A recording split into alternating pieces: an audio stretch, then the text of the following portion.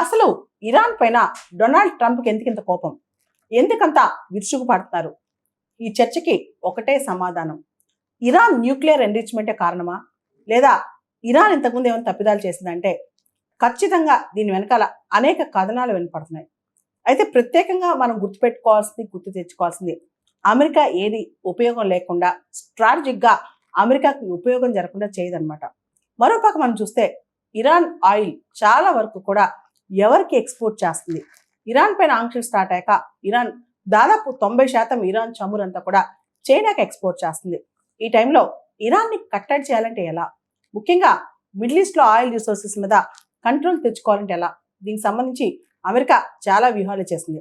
ఇంతకుముందు ఇరాక్ యుద్ధమైనా సరే, తర్వాత ఇప్పుడు మనం చూస్తే వెనిజులా అధ్యక్షుని ఎత్తుకుపోవడమైనా సరే, లేదా ప్రస్తుతం ఇరాన్ యుద్ధమైనా సరే, దీని వెనకాల ఒక సింగిల్ పాయింట్ కనెక్ట్ మాత్రం మనకు కనిపిస్తుంది. అదే ఆయిల్ రిజర్వ్స్, ఆయిల్ రిసోర్సెస్. దాంతో పాటు ఇరాన్ ఆధ్వర్యంలో హార్ముజ్ జలసంధి కూడా ఉందన్నమాట. అక్కడి నుంచి కూడా world's top most oil traffic ఏదైతే ఈ షిప్మెంట్ ఇవన్నీ ఉంటాయో, కమర్షియల్ షిప్స్ కానీ ఇవన్నీ ఆయిల్ క్యారీ చేసే షిప్స్ అని కూడా అక్కడి నుంచే వెళ్తుంటాయి అనమాట. ఇది ఒక ట్రాన్సిట్ రూట్ అని చెప్పుకోవచ్చు. అది కూడా ఇప్పటి వరకు ఇరాన్ కంట్రోల్లో ఉంది. ఇరాన్ ఇప్పుడు దాన్ని క్లోజ్ చేసి పెట్టింది అనమాట. ఈ టైంలో అసలు అమెరికా కేవలం ఇరాన్ న్యూక్లియర్ ఇన్స్టలేషన్సే అమెరికా టార్గెటా, లేదా ఇరాన్ చమురు టార్గెటా అనే డిస్కషన్ కూడా చాలా జరుగుతుంది.